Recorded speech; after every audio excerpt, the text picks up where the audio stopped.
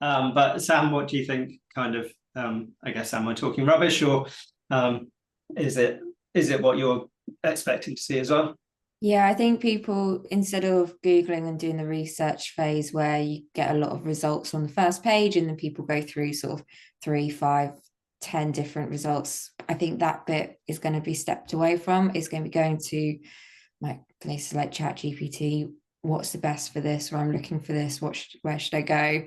It will come up with a couple of different options, and then people will go on those websites to sort of see and find out that little bit more information. So it's really then making sure every impression that the ad does show up for, even like organically, makes like you make the most of it. So it is, all the pages are really like conversion focus, clear direction, because that's the information they're then looking for, is like give them that next bit, enough information for them to be like, right, I now want to get in contact with you. I now want to like fill in this form to get a free demo or whatever it may be. But I think the research stage is coming away from Google, but they're still going to need it. It's just going to be higher competition, higher costs. You want to make sure that you are then being shown within places like ChatGPT and all of that, so that you are in that research or like shortlist stage before people then find out more. But it is changing, and yeah, it's every impression, every click you've got to make count now. Mm-hmm. I think that's, again, sorry Dan, just really quickly, just to where again the strategic level or the conversations at kind of exec level need to be is like everybody to a certain extent has been, when SEO started, everyone was addicted to rankings. It was all about rankings. Then it's kind of people replace that almost with traffic. So as long as my traffic is going up, I'm kind of happy.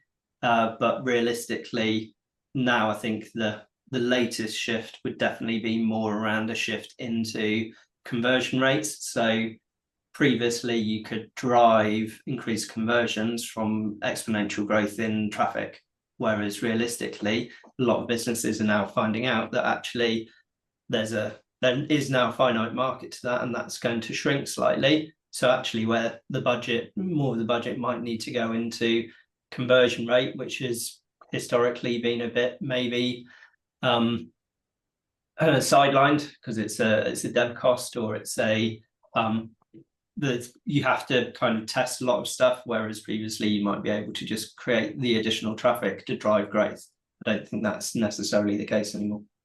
I guess, I mean, on those like conversion rates, as you say, and then obviously conversions and revenue, or whatever that conversion is for that. Like for historically, B2B businesses have been quite difficult to then track that through to a revenue. You get them into their CRM and you start to move that through. Like as a business, it's always been our focus to do that in terms of pipeline driving and trying to make sure that we're impacting bottom line. Do you believe, and Shane, I'll come to you on this, do you believe that this is a shift that we will see more and more across the industry, or do you feel that there will be other metrics that they may come around? I think there'll definitely be additional metrics. I agree that it's always been a bit of a challenge for a lot of businesses. We see it with some of our clients, trying to attribute activity to revenue. There's always a lot of sort of grey spots there. I think it's going to get much harder with the introduction of AI tools like ChatGPT, because there's so much going on, certainly in the research phase, outside of the kind of tracking ecosystem, if you will. And from what we're seeing, a lot of the research is being done over here, and then it comes into the website to later convert. So it's going to get a lot more challenging, but it can't be ignored. It needs to be addressed head on. I mean, definitely the tracking has been, and we've obviously worked with clients of all sizes. So, but even really big brands that we worked with can sometimes have really poor kind of CRM or attribution or tracking through to sale or that kind of stuff. And similarly, previously, a lot of brands, even things like newsletter sign up, they'll be like, I'm not really bothered by that. But now you really do need to own the audience that you get, and rather than relying, because one of the things we haven't mentioned, obviously, is stuff like cookie and tracking and those sorts of things.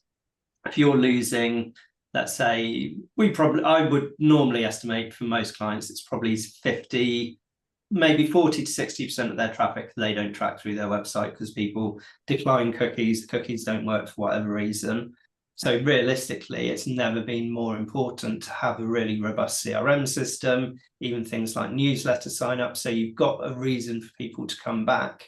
And especially if you're going to lose traffic to AI, getting people to come back into your ecosystem or them being in your ecosystem has probably never been more important. I think it's previously, as I've indicated, there's probably been an element of laziness within marketing where it's like, well, you know, we can always top up the top of the funnel, but we've got this leaky funnel as we go down.